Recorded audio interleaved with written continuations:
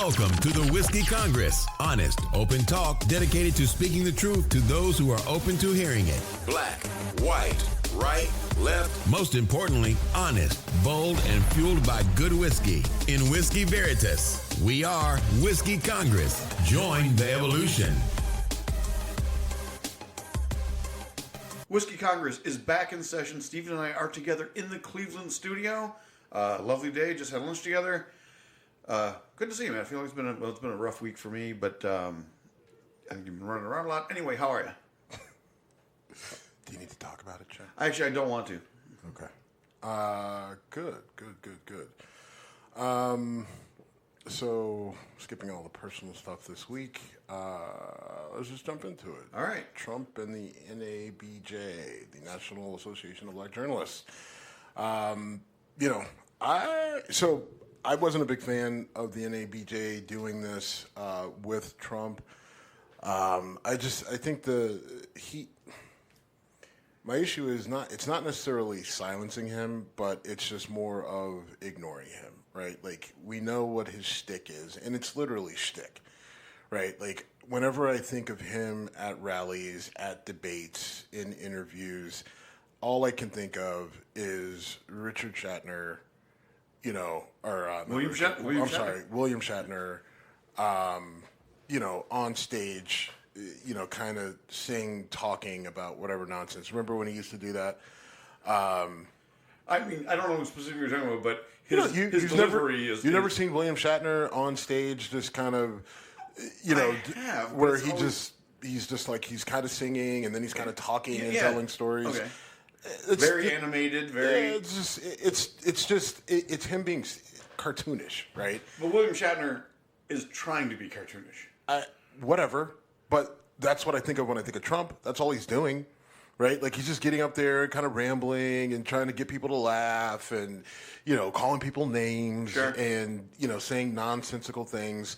And it's just like, dude, he's not a serious person. The people who follow him and that support him, most of them aren't serious. And if they are serious, they're really stupid, right? And I'm sorry, like, I hate doing that, but this is where we are, right? Like, I'm going to jump in and just say that some of them are, I'm going to use the word ignorant, because they're intentionally ignorant. They're stupid. Well, but stupid means you are not processing intellectually. Ignorant means... A lot of them aren't. You're right, you're correct. A lot of them aren't. But a lot of them just choose not to hear anything other than whatever's kissing Trump's ass. That is literally stupidity. Well, it's again, are you the difference between ignorance and stupidity? I mean, no, they... I mean, look, there are some people who just don't have the right information, right? And they don't know where to go to get it. They think that they've got a valid source. Okay, like, that's sad, but all right, fine. Right? There's some people who know that there's other sources of information out there. They know how to get it. They choose not to. They choose not to listen to facts. They choose to ignore facts. They choose to change it, right, to fit a narrative.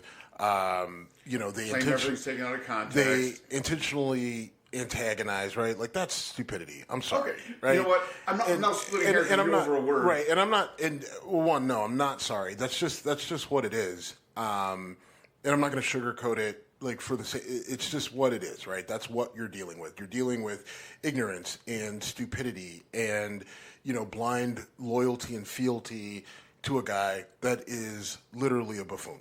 Yeah. And manufactured anger is a big part of it, too. Right. I mean, told all day long how you're a victim and, Right. I mean, it's being told, it's telling people, and so you do, that's what you get with Trump and his ilk. You had this whole thing with the National Association of Black Journalists. Most people thought, like, this is going to go bad. This is probably something that you shouldn't do. Trump turns everything he touches into absolute dog shit. And I don't think this was any different. I don't think that any benefit came of it. Trump gets up there and he, starts talking about how he's the best president for black people since Abraham Lincoln. Then he gets up there and he's like, Kamala's not even black. When did she turn black?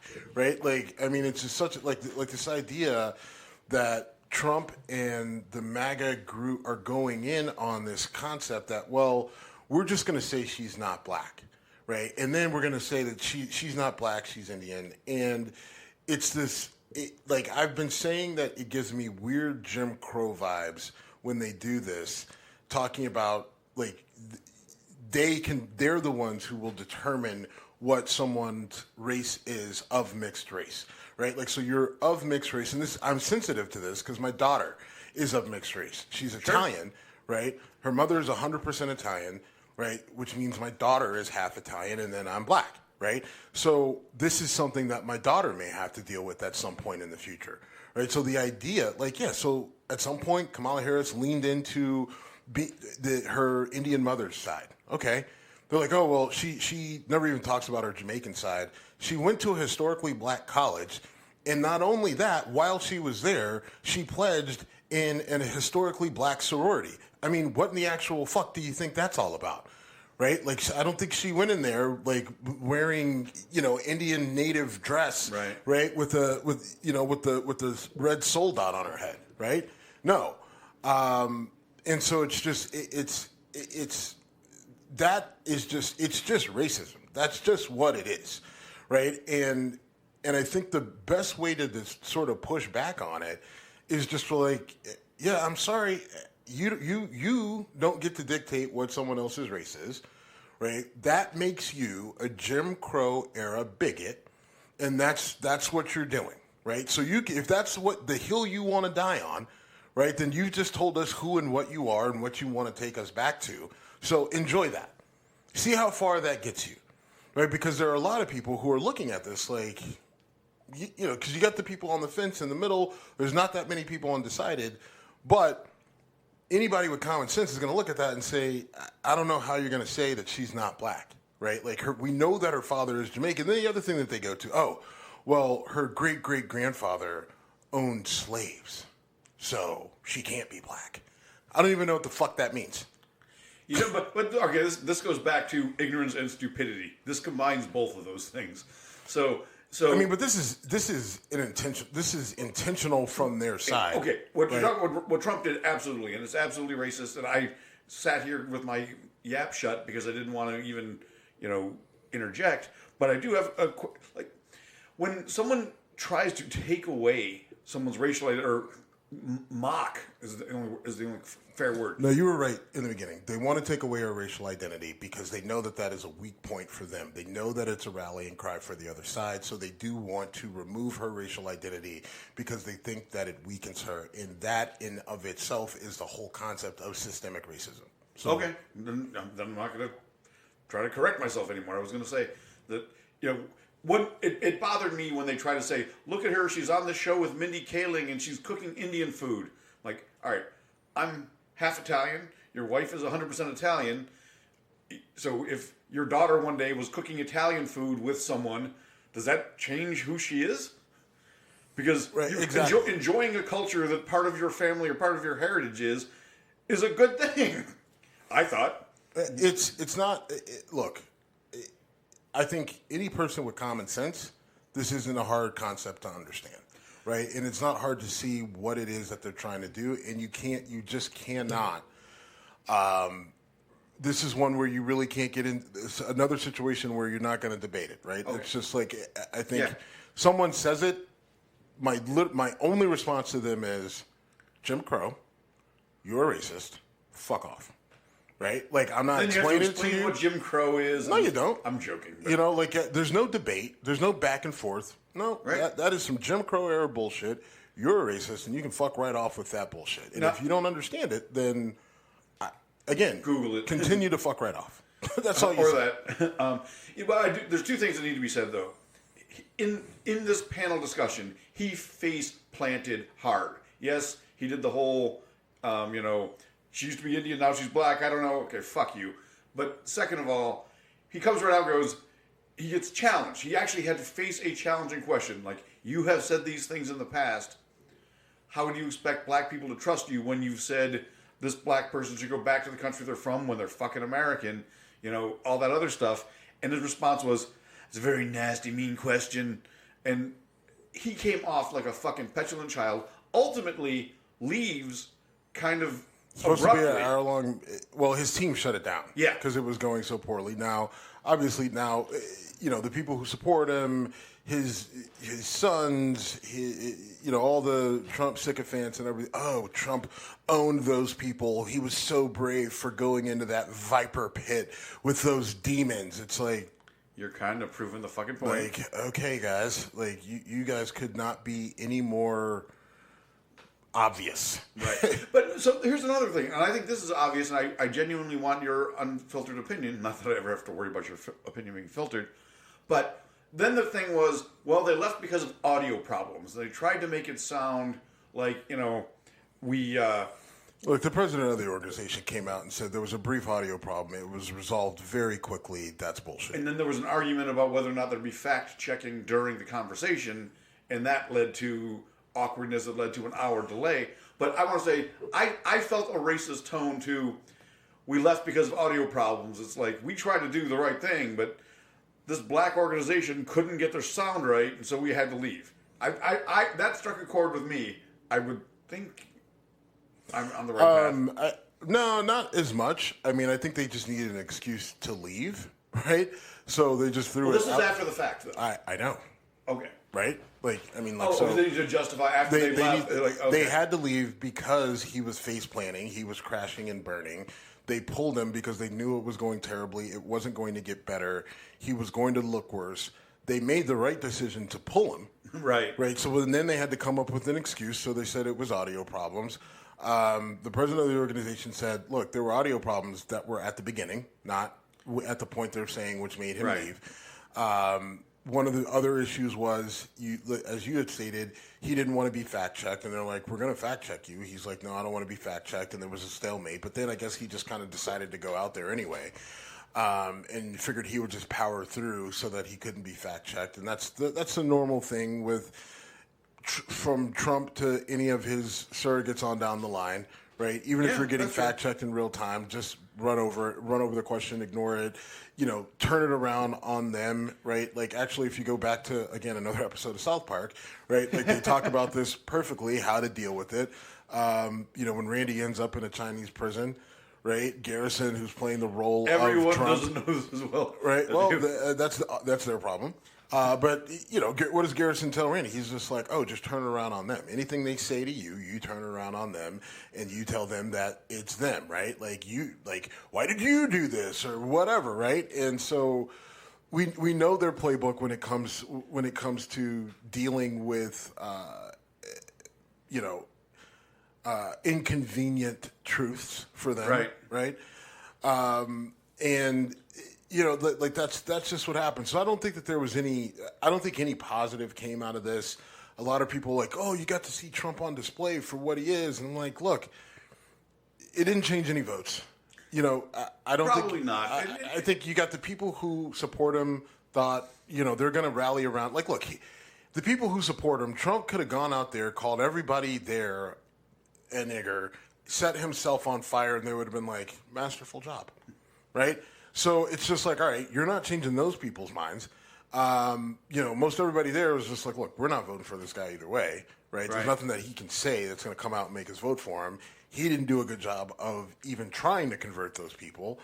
And so I don't think that there was a lot of movement, right? Like, I just don't think that you have undecided voters at this point. And so I think at this point you're trying to drive apathy. You're trying to make people say, all right, I'm not going to vote for a Democrat, no matter who it is. Who's trying to do that? I think both sides are. I think they're trying. No, I don't think the Democrats aren't trying to drive for apathy. They're trying to gather as many people under the tent as possible because they know that they need the turnout. Right? Oh, okay. I think now MAGA wants to try to drive apathy, maybe, 100%. right? Because, and that's probably why he's in front of the NABJ. It's like, if I can look decent, he did that because he literally thought he was going to go out there and wow them. Sure. Right? Like, his ego is so big. Like, he didn't see, like, there was no way in his brain that could be bad. And he probably thinks that it went great and that they're just stupid. Well, I think though he also lost his temper when you get laughed at, and he got laughed at a few times. He does not handle that well. And no one likes being laughed at, but some people handle it much worse than others. And to your point, I just want to emphasize this because I thought it was brilliantly back and forth. the woman from ABC, I'm drawing a blank on her name, said that, you said that Kamala Harris was a DEI hire. Do you stand by that?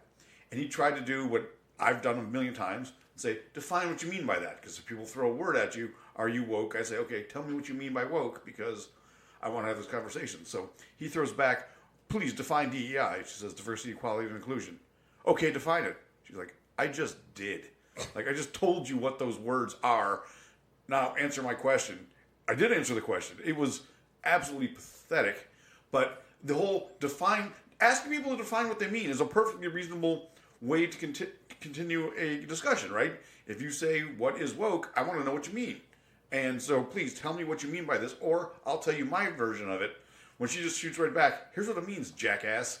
And wait a minute, you answered me. What do I do now? I mean, there are times when it makes sense to ask someone to define it if you genuinely don't know what it is that they're asking you, or you know that they don't know what they're asking you, right? Or if people take things different ways. I mean, woke's a perfect example. Sure. I'm not sure how woke is a perfect example. Like, that's maybe the problem. Because 10 years ago, if someone said they're woke, it means, okay, I'm aware of things that I wasn't necessarily aware of before. My eyes have been open. What it means that now. is what it means now. But the right has been using it as a woke means push the gay agenda. Woke means that. So woke has been used as an insult for the last several years. Yes, it's a misinterpretation of the word, but it's been used as a weapon. DEI is now being used as a weapon. Sure. I guess, like, moving away from woke, like, DEI has maybe taken the place of affirmative action in terms of insults and epithets, right? Right.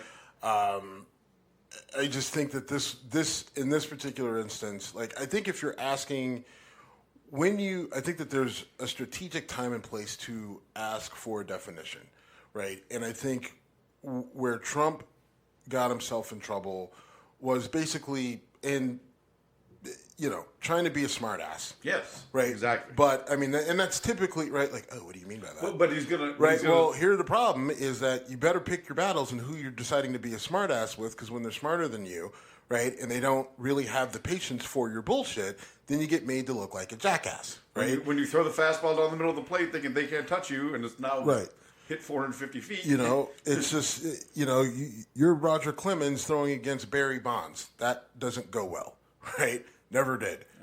Well, there was a time that Clemens beamed him, and right. Anyway. All right. Did it go well for Roger? It didn't go well for anyone, but it was just anyway. There's actually a good story behind that. Look it up, Roger Clemens and Barry Bonds. But I don't want to get too far off this because a historic prisoner exchange occurred. You've got the names in front of you, but if you don't know, a multi-country prisoner exchange involving some pretty serious issues. 12 people. 12 people. One of whom was a prisoner in Germany, imprisoned after being convicted of assassinating someone who Putin labeled a hero. So there's I need my guy back. There's wild speculation that Putin might have had something to do with said assassination, but the one guy his last name's Whelan. Yeah, so you got Paul Whelan, Evan Gershkovich, and Alsu Koramatsemasheva. I just butchered that really bad. Yeah, you did. And there's I'm also looking at a Vladimir too. Well, I'm just looking at the three Americans. Those are the ones I care about. Okay. Well, the Vladimir has an American green card. So he's not an American. Was that? He's not an American. He's coming to America. Anyway, go ahead. I don't give a fuck where he's going. He's not American. Moving on. Is he American? No, he's got a green card. Okay, he's got a green card. Fuck.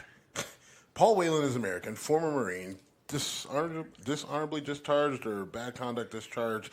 He got kind of a sketchy past, but either way, he's out.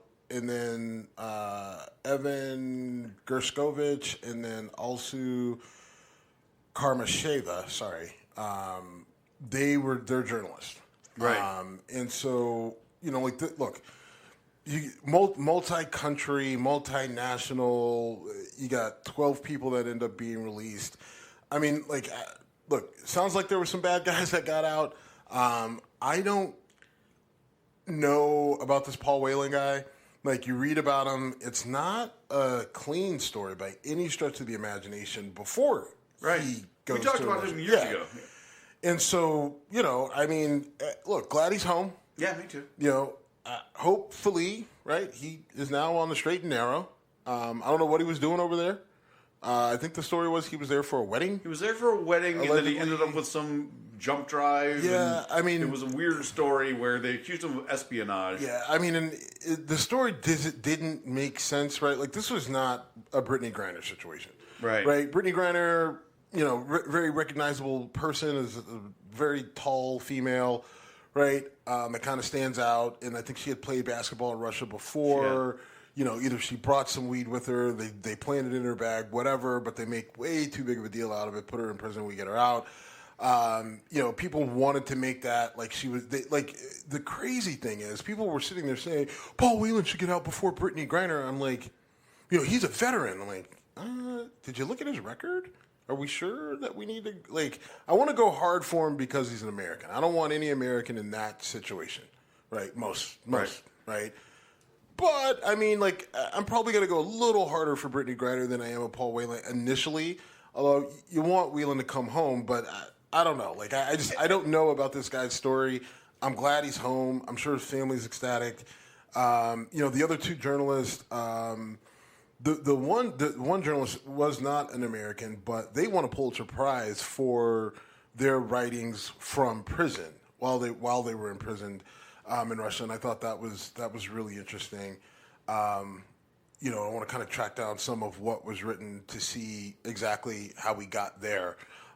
Just because look, Martin Luther King's letters from prison, letters from the jail, were very, were a part of history, American history, right? It would be curious to see what those writings were. But I mean, this is a big deal. Now, it's funny, Trump, per usual, has to inject himself, and he says, "Oh, well, I would have got it done in no time flat, and I wouldn't have had to give up anything." Hey, buddy, Trump, Paul Whelan went into prison in 2018. You, oddly enough, were the president then. You had 2 years left in your term to get him out, and you didn't do it, right? True. Joe Biden got the guy who went in under your term out, plus 2 other people, and all this other stuff. So, shut up. Right? Let's just be happy that we get these Americans back, we get them home, and I don't think this it made no sense for Trump to inject himself in here. Wasn't a great. Of course not. But something good happened. He's got to say it's because of me. Right. When the stock market was going through the roof, it was the stock market's going through the roof because the market knows I'm going to be reelected and it can't wait. Now the market's had a brutal week. Does that mean the market knows he's going to lose? I do want to throw one other name out there, though. One person that was not part of the exchange was Mark Fogel, who was a teacher in Russia, and his crime was marijuana possession that he was medically prescribed. So apparently the Russians take marijuana. They take it very seriously. Which is interesting because if you know Russians here the way that I do, I mean, although the Russians that I know are let's go on. An interesting lot. Yes, let's go with that. They don't seem to have any hang-ups with cannabis. Well, themselves. Or lots of other things. Yeah. Anyway, but yeah, I'm glad they're home. As Mark Fogel's name just deserves to get mentioned because I mean, and that's sad, right? He's over there, he's doing a presumably good thing as a teacher. It's hard for us as Americans to process. Even when, marijuana is still technically federally illegal. Right. They're slowly shifting, right, towards legalizing it. You would hope that Kamala really kind of pushes that into overdrive if and when she gets elected, to just go ahead and flat out legalize it and everything else. Because she also has to deal with criticisms of jailing people now. Right. Now she's a prosecutor. Now, going back though, when you go back and look at Kamala's actual record and you're not just listening to the headlines, a lot of that was bullshit that kind of got trumped up by the right at the time when she was initially running for president. She just didn't have the chops to really combat it the way that she needed to, and maybe she didn't have the right political machine behind her, right? But now she does. Right, yeah. No excuses, right? And, bro. You're at the top. $300 million in 2 weeks. Oh. $300 million. Look, Trump was bragging because they raised 190 in a month, right? Which is a lot of money. A fuck ton of money, right? Fuck ton of money is an actual measurement, right? And 191 million falls in fuck ton of money for a political campaign category, okay, in a month. This chick doubled it almost in a shorter amount of time. Like, this is I don't care whose name it is. It only makes it even wilder because she is a black Indian woman, right, who was the vice president under Joe Biden. But, bro, $300+ million in 2 fucking weeks. You know, I'm gonna go right into your wheelhouse now. Me in my Irish pub, listening to people talk, they hear people talking about how much money. They start talking about how much money Kamala has raised, and it instantly becomes, that money should be used to do this for America. I'm like, shut the fuck up. I mean, okay, fine, you're not wrong, but listen, this is the game. That's right. Not like, this is the game. Like, this is the same argument that I have with people. Oh, teachers should make more money than NFL players. Look, James Caan fucking told you in the program, right? When 100,000 people show up to watch a teacher teach a goddamn math class, then they can pay, right, the teacher whatever the fuck they want. I used that line in college. Right? When you got 100,000 people that are willing to show up and pay money to watch you do something, you therefore get paid a fuck ton of money to do that thing. Right? But when you can't keep the kids in the fucking classroom that you're trying to teach and the fucking principal is in the back fucking one of the students, then I'm sorry, you're not going to get paid millions of dollars. Sorry.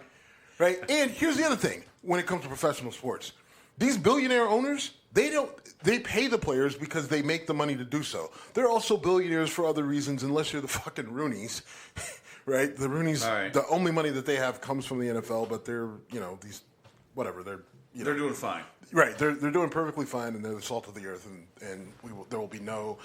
I really respect the Rooney family. There will be no down talking of the Rooneys in my presence. But look, these billionaires, if you took away professional sports, wouldn't say, "All right, well, we'll just give the money to schools and teachers." No, they're selfish bastards. Right. They're going to just keep the money themselves and get richer. So sorry, you're going to have to find another way to pay the teachers millions of dollars. I don't know how to do it. And I'm just trying to do the whole when it's look at all the money Trump's getting, it's a win.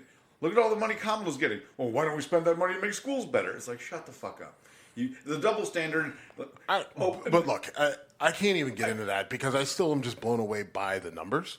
Oh, there. I mean, I'm sorry. I just, $300 million in a couple weeks. Like, that is insane. That's an Alex Rodriguez 10-year contract. Wait, I mean, but think about it, right? Like, I mean, at this pace, the pace will slow down. Sure. Right? Sure. But I don't know by how much. And it feels like, could she get, I mean, I don't think it's out of the question that she gets $1 billion? Is that well, yeah, that's the question. Can she get to $1 billion? I mean, does she even need to get to $1 billion? Because if you think about how narrow the time frame is, right? I mean, think about it. We're in August. The election's in November. Yeah. August, September, October. Then you're voting. Your story checks. Right? Like, so you got 3 months. So how much money does she actually need is the question. And it's also not all hers, though, right? It's the DNC's. Doesn't matter. Well, Jim, no, because the down ticket. No, my point is down the down ticket races, the close senatorial races. That money is huge. Jim, all I'm saying though, okay, fine. No, but we've had elections before, and we didn't need $1 billion fucking dollars. True. Right? True. But and the fund and in those previous elections, nobody raised this type of money in that narrow of a window, that short of time before the election.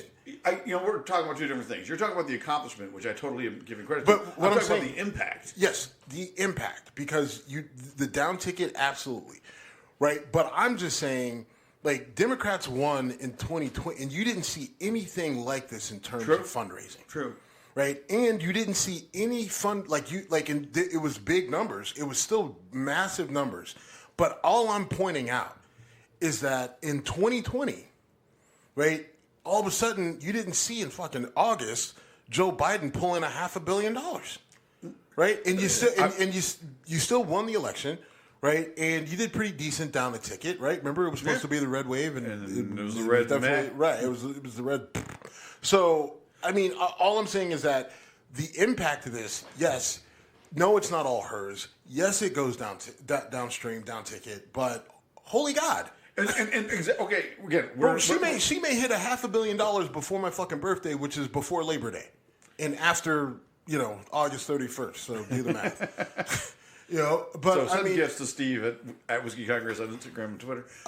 Cigars, or I do need a Bluetooth meat thermometer. I need a new one. The probes on my smoker have died. So if anybody... This is not a GoFundMe for Steve. I'm just saying. You threw it out there. Right? I was just trying to give a time reference, right? But if you do want to send me a gift... Wish list is the other one, right? Anyway. I don't know. But yeah, Bluetooth meat thermometers, people. Good ones. How did we get down this path? Kamala raising tons of money. What I was going to say, George Santos got elected in large part because the Democratic Party said, we're not going to spend money in this district. There's no way we can lose to this clown. But they did, because they didn't spend the money because they wanted to redirect it elsewhere. So bringing in these fuck tons of money, I don't know what I just triggered, but it's going to be good. What you triggered was there's a woman who, I think she's like a state rep or something like that, maybe in Arizona, who was criticizing Kamala Harris and calling her a DEI hire. Okay. But this woman looks eerily like George Santos. Eerily. I wish that was planned almost. I do too. I'm glad it's not. But it was. She looks like, and I think I even commented like, lady, you look way too much like George Santos to be in front of the camera. Could it be George Santos? When I show you the picture, you may actually. I'll tell you what. You look up the picture. I will move on to the next topic, and then we will see if I can hold a straight face. So, real quick, you can't. I'm just going to tell you, you can't. But anyway, proceed. In real time. So, Klye Rittenhouse came out and said he would not vote for Trump at an NRA rally, saying, "I will not vote for Trump because Trump isn't sufficiently pro Second Amendment." Big American flag behind him. I'm sure he got huge cheers from the crowd. It gets published, and then he comes out and says, I changed my mind, I'm voting for Trump. Which shows what a spineless, phony Klye Rittenhouse is, and how he's basically manufactured into being... Oh, fuck. Oh, fuck. All right, I've seen the picture. Look at it, Jim. No. Look her in the eyes. I cannot. Oh, my God. Look at her hairline. All right. Look at her hairline. All right. Look how far back it is. Okay. That's just curious. I mean, seriously, it could be him. Curious. It could be him. That's not classy on our No. I guess class has always been a big part of our show. Klye Rittenhouse. Look, I think we all know I am a big 2A guy, right? Trump is not a 2A guy. Trump is whatever is convenient for him. Rittenhouse wasn't actually wrong with his assessment of Trump, right? Like, he had more gun regulations that went in under Trump than actually went in under Obama or Biden. So, like, it's hard to sit there and say Trump is the 2A president when Trump is even, like, he's all but said, like, he's going to do whatever is going to be most convenient and beneficial to him. He doesn't care about the masses. Klye Rittenhouse recognized that. Kind of, I'm not going to say he took a stand, right? He was probably coached. He made a choice. I don't know, right? But then he gets the backlash. He can't take the heat, so he backs off of it and says, all right, fine. God, you guys suck. I'll vote for Trump. And it just shows you kind of how, kind of spineless they are. Yeah. That group is, right? And there's plenty, look, I don't even think you need the both sides of it. It just shows how spineless, at least Klye Rittenhouse is. I don't want to go broad strokes, but, he kind of had something to stand on, and he got pressure, and he couldn't take it, so he folded, and now he's voting back for Trump. So it's really kind of a non-story, but it does just kind of highlight what, that cult mentality is, and Rittenhouse got bitten by it. You fall back in line, or you're out of the group. Yep. Yeah. And he knows he's got nowhere else to go, though. That's his other problem. That's true. Because it's not like he was going to one-trick pony. Right. It's not like he was going to get embraced by Democrats or the left for his stance, right? Like, right. Because, like I've said forever, right? If Democrats just flipped their stance on guns, they would probably never lose another election. But they're not going to do it because they're stupid. So, Klye Rittenhouse doesn't, like once he does that, he's a man without a country, and he doesn't have the gumption to do that, so he had to go back under the Trump umbrella. So there you go, Kyle. Ran right back underneath it. Now, someone else flipped their opinion on something that I want to talk about. I have been, Joe Rogan fan. I have been an unapologetic Joe Rogan fan for years. I remain a Joe Rogan fan. Sure. Staying unapologetic is getting a bit tougher because Joe. Look, he's got his podcast is cool because he gets interesting people on the show to kind of let their guard down and talk about different things. I don't think he's great, but I think that he does do a good job of bringing people on the show that you want to listen to. I've never listened to an entire show of his all the way through. I have listened to snippets and interviews. I know who he is. I remember him on, what was the show, News Radio or Talk Radio? Or, whatever the radio show was with Phil Hartman back in the day. I think it was News Radio, but I could be wrong. And, he played kind of a dopey character, and then he was on Fear Factor, right? And then he became a big part of the UFC. He's a stand-up comedian. He's a big MMA guy. I never thought he was great. You worship at the throne of Rogan. I don't think that's fair. I don't care. Okay, but, all right, it's not fair. He's, I don't know. I've never been in love with him, and once, he, after the whole COVID thing, he kind of got, he's very into holistic and, taking care of his body. The one thing you can say, you and him are the same age, right, in number, but physically, he's a lot younger, and that's not as much really a criticism on you. He just takes extreme care of his health. Yeah. Right. And that's one thing I will credit him for. And if you're going to listen to Joe Rogan on anything, for the most part, when it comes to working out, fitness, taking care of yourself, you listen to him. Now, he got a bug up his ass about the COVID thing and how to take care of it. So then he flipped, took his ball and went home and said, all right, now I'm conservative and MAGA, blah, blah, blah. And so he's gotten sucked into conspiracy theory world. Yes. And that's where this led him in this instance that I want to talk about. He literally said something stupid, got fact-checked, checked himself, and reversed. He was talking to, I want to say it was Michael Malice. It was a recent podcast. And he gets asked, or he says something like, did you see that the State of the Union was faked? And his guest was like, what do you mean? He goes, yeah, it was pre-recorded and broadcast. It wasn't actually in front of it wasn't done live. And the guest was like, how can that be? I mean, it's being broadcast live. And he went on this, no, didn't you see the video where they showed that his watch was on the wrong time? And the guy responds, he's in front of the entire Congress. He's like, Mike Johnson is standing behind him, you. Right? Shaking his head. You've got other Republicans there, right? What are you talking about? And then Joe Rogan says, wait a minute, let me check. Oh, shit. Was I just duped? Yes, I was. Those sons of bitches, they got me. And here's where I want to give Joe Rogan credit. He didn't edit that shit out. And I do respect the fact that he's going to go on a 3-hour open free-range conversation and not edit things. We don't edit our stuff. Sometimes people probably think we should, but we don't. So I give him credit for not editing the fact that he said something stupid, got called out for saying something stupid. That's the word of the day is stupid. What's the word of the day? Stupid! Whiskey Congress, brought to you by the word of the day, stupid. Brought to you by Pee Wee Herman Funhouse. But he then literally realizes he's been duped, and he acknowledges I've been duped on his own show. I give him credit for that. Having said that, he does not respect how much people listen to him, and when he says dumb shit and they only get a segment of it, and this is where the COVID shit happened, then people take it and run, and it becomes a bigger and bigger issue.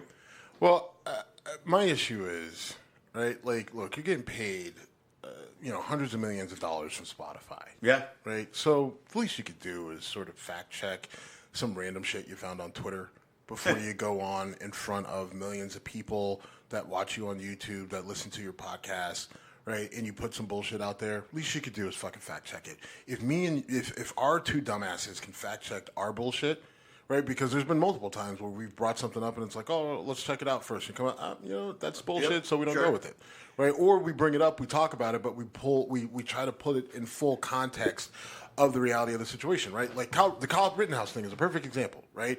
You saw that he said, all right, I'm not voting for Trump, right? Right.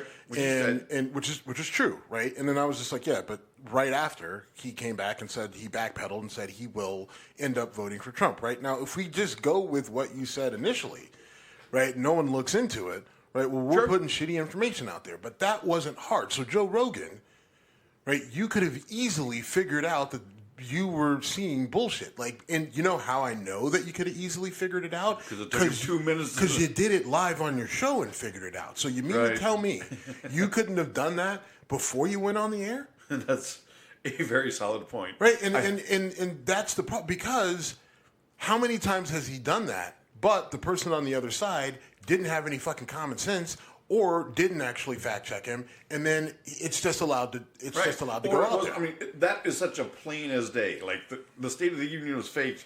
You don't need forensic evidence to say, what the fuck.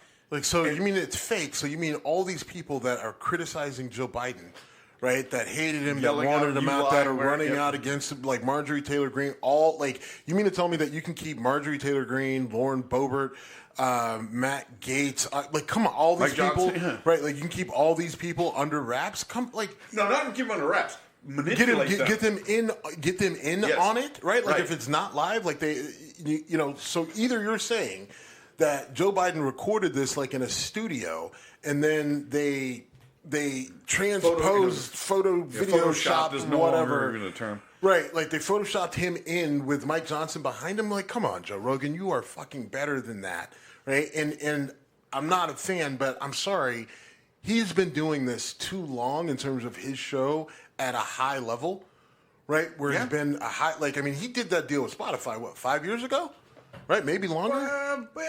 Probably around 5. Maybe a bit less. We were in this studio when that happened. We've been in the studio for a while. We have, 2016. But we're going on 10 years, right? Like, so you know what? Yeah, we are. So all I'm saying is he's been doing this at a high level for a long enough time where his state. Look, I'm not saying he needs to be NPR. Al Jazeera fact check straight, because we're definitely not. Not even TMZ or. Right. I mean, well, again, we've talked about TMZ. TMZ is usually pretty legit because people think that they're full of shit. But he needs to do a better job with, controlling that bullshit and not putting bullshit out there. Because, look, I'm not a big fan of Joe Rogan, but. I don't think he's sometimes I don't know, but I don't think he's intentionally trying to manipulate things. Now, Elon Musk, on the other hand, I think is 100% is throwing shit out there that he knows isn't true, that he doesn't believe. He's trying to stoke flames. He's trying to get people riled up because, as I've explained, I believe that he's actually basically a G.I. Joe villain. And is trying to take over the world between his satellites and his phones and his cars and all the stuff that does everything for you and his artificial intelligence. And then all of a sudden he's going to have control of the world. And we're going to be fighting a war against Elon Musk and his robots. But that's a whole nother story. Okay. Olympics. Okay, you know what? Let's just move on. All right. So first of all, in Olympic boxing, there was a scandal. I can't read my own writing here. Scandal. But Iman Khalif from Algeria landed a really solid punch in the first round, fighting an Italian woman named Angela Carini, is it? Carini. And literally, Angela Carini stopped. She I just got hit harder than I've ever been hit before. It was a very emotional moment for her because she was disappointed. I'm going to stop you. Okay. Let's talk about Angela Carini before we get into Man Khalif. Okay. So Carini was very dramatic with this whole thing, right? And, I know something about dramatic Italian women. But, so Angela Carini gets hit, right? Falls to her knees. Oh, I've never been hit so hard in my life. That's not her first time pulling that stunt. Oh, I didn't know that. Yeah, a lot of people don't know that. Happened to her before with a person that no one had any questions about in terms of their gender. And instead of taking the loss, right, she does this whole dramatic thing where she ends up basically she still loses, right? But it's like, oh my God, I'm injured. I can't go on anymore. Okay. It's like, all right, you still got knocked out, bitch. But so there's a little bit of a pattern with Carini and forfeiting fights. So that's fact one. Iman Khalif from Algeria is a very large woman. She does have very masculine features. and she was banned from the IBA. IBA, yeah. And now the IBA, if you know anything about it, like, look, they are one of the most corrupt organizations out there. And I'm not saying it because of this. Like, they've literally been banned from hosting like Olympic qualifying events because of the corruption. Everything from money and allowing people to compete on drugs and all this other stuff. And judges being so the IBA is a mess. The president of the IBA came out and said, oh, well, she has an XY chromosome and she's a man. Right now, they never released the actual results of the test. He just said that. Right. And so, again, I'm saying they're a corrupt organization, and you got a guy who's just saying something that Amen Khalef has an XY chromosome, which makes her a man, but they're not releasing the test to actually prove it. And you've got multiple people saying, like, that's not even the test that they ran. I was going to say, I don't. And because, one, it's a really expensive test. But two, what everyone has said, even her father, is like, look, she is a cisgendered woman. She was born a woman. Here's her birth certificate that says she was a woman. She's got a vagina. She's got tits, although they're not very big. And the issue is that her body produces testosterone, doesn't handle it well, and then thus you get masculine features. Sure. Right? Now, I'll listen to the argument that the Olympic Committee maybe needs to look at women that are producing high levels of testosterone, and maybe they need to be banned. But that's a different conversation than what's happening now, right? Because you've got people now saying, oh, she's trans, she's a man, she left Algeria, she went and had the surgery and came back. People, do you realize in Algeria that shit will get you put in prison if not killed? Right? Like Algerians don't fuck around when it comes to, like, in a lot of these, right, they're not friendly to LGBTQ at all, right? It is literally outlawed, right? Like, so if you do it, you lie about it, you get caught, you go to jail. If not, you get killed. And they're not going to make an exception for a female Olympic boxer, right? And frankly, this would be a little too obvious because clearly the Aman Khalef has these masculine features, right? Sure. Like, so it's just like, if you're going to do it, like, you got to do better than basically trying to put a wig on Mike Tyson, right? but this is another outrage situation, right? I saw a post with literally Mike Tyson with a wig saying "fair is fair," and, like, give me a fucking break. First of all, she is a cisgendered woman. We've talked a little bit in the past, and I'm perfectly happy to continue talking about. It's a challenging thing to say how to deal with trans issues in women's sports. Different issue altogether. Right. Well, and I also want to say, look, we're talking about genetic abnormalities. Right. Sure. And part of the problem with the debate here in the U.S. is, again, people not wanting to listen to facts and wanting to, like, think things just through. Punting on science altogether. Or they're like, oh, genetic abnormality, my ass. And I'm like, 7 foot tall, 250-pound dudes in the NBA, genetic abnormality. Right? Genetic abnormality. LeBron James, Shaquille O'Neal, right? Yao Ming, those are genetic abnormalities. Dwarves are genetic abnormalities. You know what's also a genetic abnormality? Are conjoined twins that Ben Carson fucking separated, which is why we celebrate him, right? Like, so genetic abnormalities exist. Black people with blue eyes is a genetic abnormality, right? Like, so the idea that they're just like, there's no possible way that this woman could have any sort of genetic thing that would make her more masculine. The only answer is that she's really a man that is pretending to be a woman, and woke agenda, right? Like, that's literally the argument. And it's just like, you literally are going to sit here when everyone around you is some sort of weird genetic abnormality and sit there and say there's no possible way that she could have more masculine features or that her body produces more testosterone, right? So she's going to be bigger and stronger. Now, again, if you want to talk about the IOC maybe needing to take a stronger stance on it, especially when it comes to combat sports, I'll listen to the argument. I'll listen to it, right? And that's a different discussion, right. But that's not what we're talking about. To me, that's a drug testing thing. Like, if an athlete, it's not a drug testing thing, because if her body is naturally producing the testosterone, that's different. And that has to be. I don't know how you determine that, but that's been an issue. That has been an issue with male sprinters in the past. Like, with the guy who claimed he got laid 6 times and slammed. All right, so just to put the background story, a sprinter won, I think, a gold. Tested positive for having too much testosterone, and his claim was, right after the race, I drank a 6-pack and had sex 6 times or something like that, and that spiked his testosterone. So That's not how that works. Our ability to devolve is what makes our show great. But that's a true story. Yeah.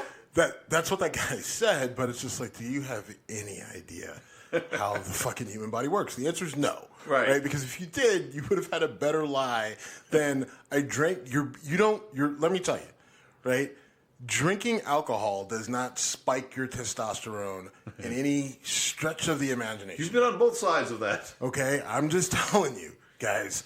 Not to say that you can't get strong while you drink, because I'm very strong while I drink. But I'm just telling you that ain't how it works. So you've got the outrage Olympics that are going on right now. That started with the opening ceremony, right? People were outraged because they said, there was the Last Supper. I mean, the most outrageous thing from the opening ceremonies to me was that we did see a guy's ball sack.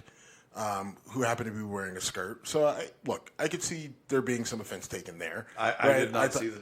I thought it was, I didn't see it in real time, but then someone froze it and circled it, and I'm like, oh, yeah, that is his ball sack. When you spend too much time on Twitter, you get to see that shit. Right, it's like, oh, boy, it's not good. I mean, it was everywhere. So, look, there was some stuff, but then, it continues, and now you've got this situation. I mean, again, like I said, you want to raise a question about the IOC allowing her to compete with higher testosterone levels, even though they're naturally occurring. I'll listen to it. But again, you're talking about genetic abnormalities. Michael Phelps was multiple genetic abnormalities. The dude's lung capacity, the fact that his body didn't produce lactic acid like a normal human, the fact that he had these weird hands that allowed him to cup the water to move it away from his body. But he had to fight through the ears that also were genetic. Okay, but still, that was a bad joke. Yeah, but still, everything about Michael Phelps, he had these genetic abnormalities that literally turned him into fucking Aquaman. Sure. And by the way, he also worked his fucking ass off, all these people. Oh my god. So it's people who have these genetic. I'm going to change the word abnormality to gifts. If you're Michael Phelps, if you're this person, sure. You're not wrong. I'm just saying, right? They're. I mean, if a lot of people. If they worked as hard as those people with similar, genetic gifts. Right. I mean, it's funny because I said, it turned Michael Phelps into Aquaman, but I mean, it kind of does, right? You literally have these people that almost turn into Avenger-type mutants, right? Or X-Men type mutants, or either way, because it's just holy shit, that's wild that you could do that, right? Watching the shot putters throw a 16-pound ball, 20 plus meters, which is, 60 plus feet, is insane, right? Watching sprinters run 100 meters sub 10 seconds, insane. Watching Katie Ledecky swim a fucking mile, right? And lap people. I was telling somebody, I'm like, look, I would have died. You were telling me, by the way. 15 times. Right? If I were a video game, I would have had to respawn 15 or 20 times while she was swimming. And literally, when she was done, it looked like she was barely out of breath. She's like, oh, look, I did a good job. All right, well, I've got another race. She is definitely a freak. I mean, to do that in the gold medal round against literally the best 8 other people in the world. Can you just imagine, you're in third and you're right there on second place, and you're like, oh, if I can get her, maybe I could get out there, and then you go to do the turn, and then Ledecky's going back the other way. Ledecky's toweling off. Right, and you're like, what? I thought I had a chance. It's wild. Even Simone Biles, right? Just watch it. I mean, she's 27 years old, one of the oldest gymnasts to, not only medal, but win multiple gold medals. Did she break the record for golds? I don't know. I thought she I don't know. All I know is that Katie Ledecky has a fuck ton of golds.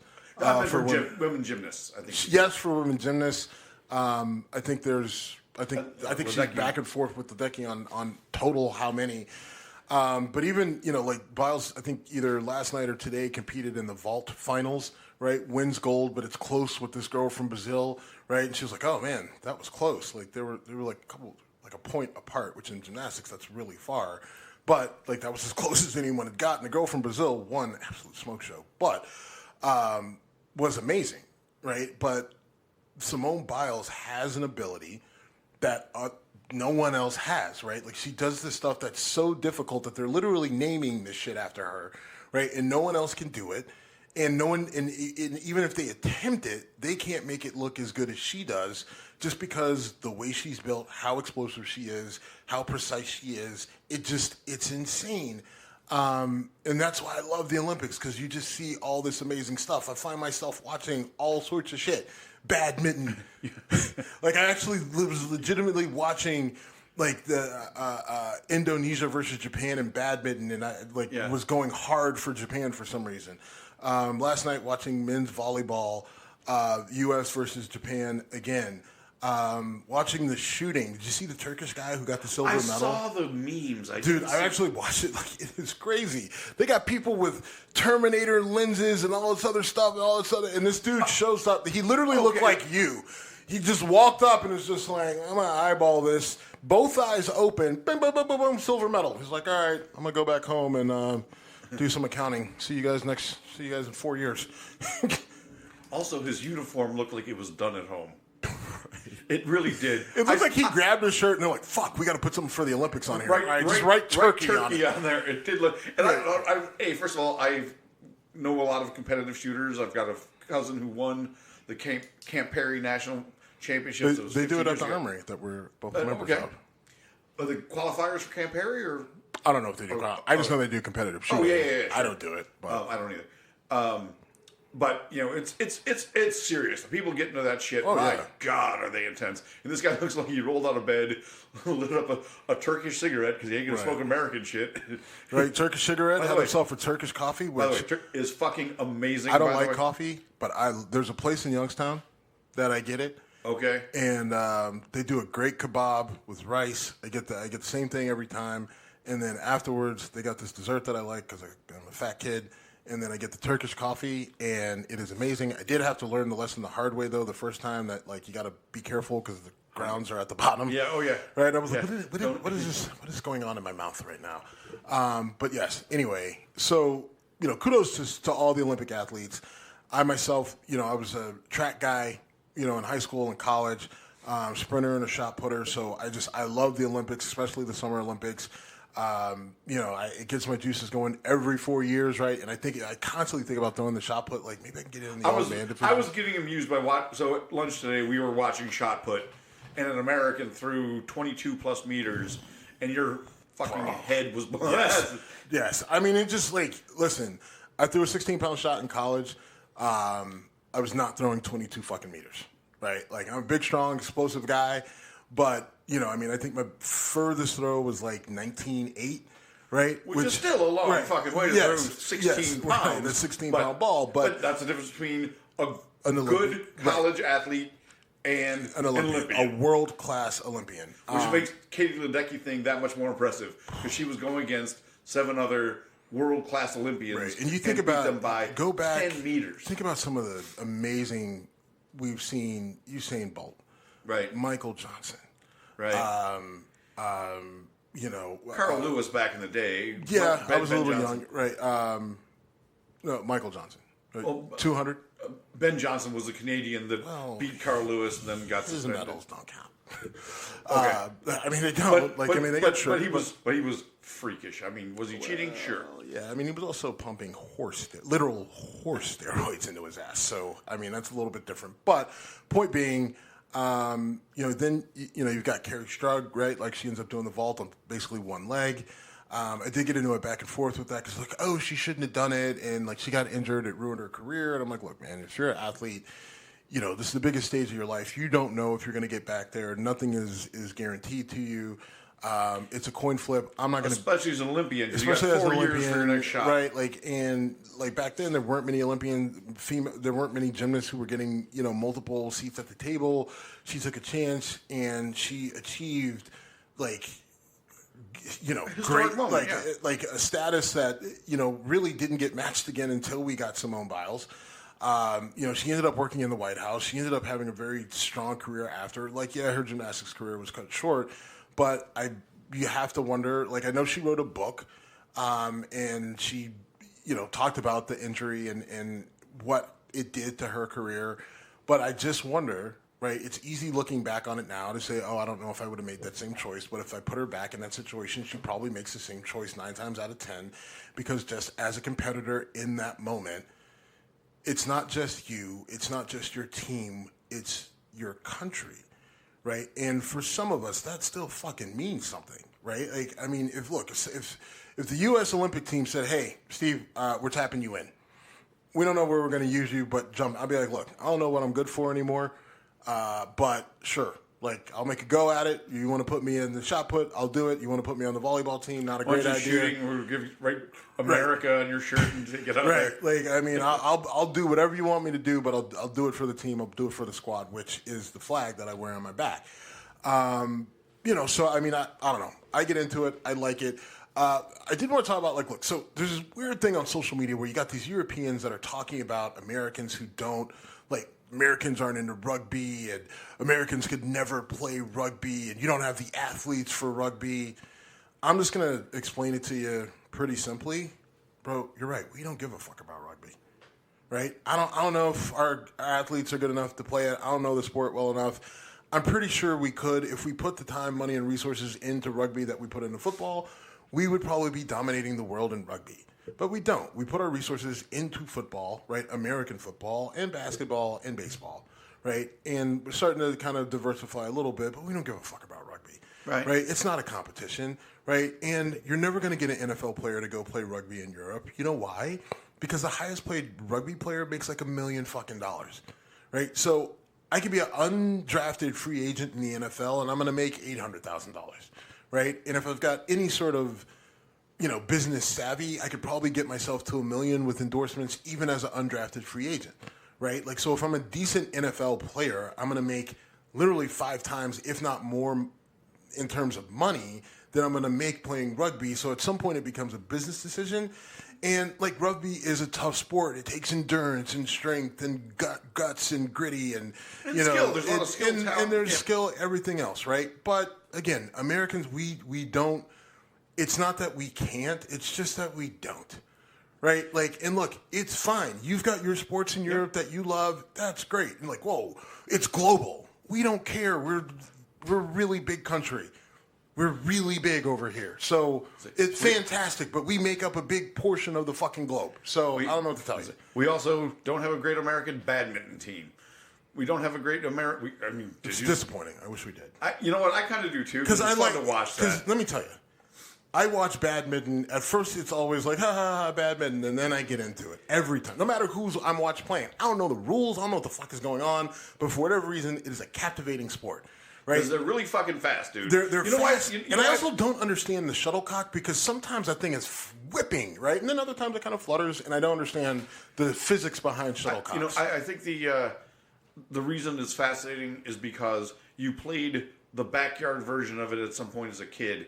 And then you watch it getting played at that level, and it's just a whole different thing. It's not the same sport, right? It's not the same. I actually I didn't play competitive badminton, but I had a friend whose mom was a gym teacher, so he was really good at it. They had a badminton court, and he was just mocking how, like, every shot he was taking was from the center of the court, because I was playing right to the middle of the court. I'm running back and forth, trying to keep and he's not moving. And he's not moving at all. Right. And finally, after like the 5th point, he goes, "Jim, look at how much ground you traveled. Look where I've been." Right. Like, what are you doing? This is 20-year-old athletic me who could get around and keep going and going and going and going. But I just kept going and finally was like, fine, I'll make you do it again. Okay. So I actually do appreciate some of the finer points of like strategy and when you dink and when you smash it and whatever. It's cool to watch. I agree. Again, there's a lot of different sports, right? Even the stuff that is either further away from me, like the rowing and stuff like that. Obviously, I love the swimming. Again, I just enjoy the Olympics. And again, like, just going back to, like, look, yeah, we're not big on rugby here. We're not big on soccer. And we don't have to be. I think there's this notion that it's just like, oh, well, everybody else likes it. Bitch, do you know who we are? We do not give a fuck. Like, we literally don't. Like, with the shit that we got going on over here, right? Like, we are not worried about fucking rugby, right? Like, I think it's a cool sport. I've got friends who have played it. People have tried to get me to play. Oh. I thought about playing, but then it was a time conflict issue. Actually, I was with you when you were recruited once. We were at the Irish pub and the firemen. Right. I mean, like, Rory tried to get me to play 4 years, right? Like, either I didn't have the time or I didn't have the interest. And again, it's not about our athletes. Like, we have some of the best athletes in the world proven out in everything that we do, but it's just not a sport that we put a lot into. But I mean, I think I told you the story. East High School in Youngstown. Yeah. Right? They started a rugby team. First year they won the state, right? And then everybody got real pissed. And it's just like, look, here's the thing, right? Like, most of the people who play rugby in the U.S. are kind of like cast-offs from football, right? And they're just like, you're not really good enough to make it on the team. And again, they're different sports, right? Like, they both have a weird-shaped ball and tackling, but the sports are completely different. They're not remotely the same. It's different processing. It's different timing. It's just everything about it is different. In rugby, you're not allowed to follow a block. Did you know that? They're different sports. Exactly. And so here's the thing, though. What they did at East was East High School is exactly what you think it is. It is a urban school, 99% black. They got a coach who who wanted to coach rugby. He went to all the other schools, and they're just like, fuck off. So he goes to East, and East is just like, yeah, sure, do whatever you want. Like, good luck getting these inner city kids to want to play the sport, but sure, go crazy, coach. So he gets a team. He puts it together. He gets enough kids to come out, and rugby season was offset from football season, so he actually got some football players to play. And they go on, they win state. It pissed off all the white suburban schools, right? Because how dare these inner city black kids who had never played before come in and basically run the table, literally, and win a state title. But they did. Hey, they better not bring in a lacrosse program, or white people will be really mad. Oh my God, lose their mind. Like, I would love to see an all-black hockey team do something like this. Canada may be okay, but they wouldn't love it. But the hockey fans in the all-black hockey team would be mostly Canadians. True. Boston may explode if that were to ever happen. Yeah.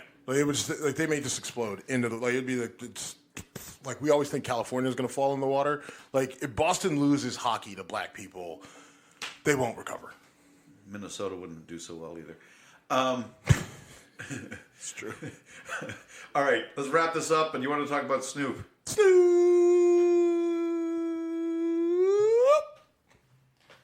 Please tell me you had more to contribute than that. You'd have to know the song.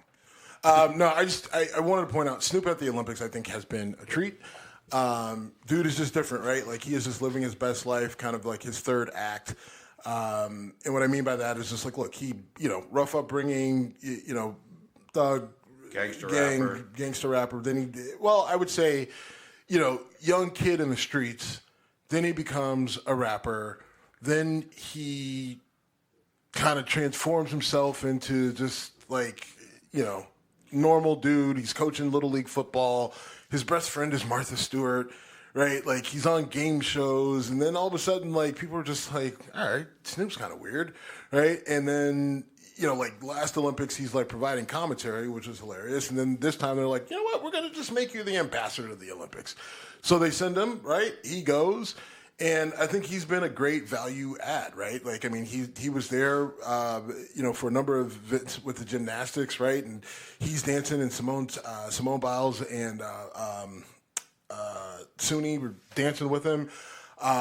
He's at the basketball games, he's at badminton, he's swimming, and wherever he's at, the American athletes always find him, right? And he finds them. And I just think it's great, right? That's patriotism, right? He's sitting there supporting all the athletes. He showed up at the equestrian thing, right? Fully dressed in equestrian garb. I was like, what the fuck is he wearing? Right? He had the hat, the little short jacket, and the pants, and all this other stuff. And it's a look, right? But it's interesting to see how he's evolved from when we first met Snoop, right, on trial for murder, right, to being the ambassador to the Olympics in Paris for the United States. And I think that's a great sort of story. Look, people change and evolve and mature in some instances. Grow and grow, right? He's an entrepreneur. There have been multiple people that came out of that genre. He's an entrepreneur. Okay. His own words. Okay. But seriously, him, Dre, Jay-Z, all those, there's others, Drake. There's several examples of guys who, they started in this industry. They then said, I can expand my business. I'm not a businessman. I'm a businessman. I know. That was painful for you to listen to, which is why I did it. But seriously, it's really impressive what he's done.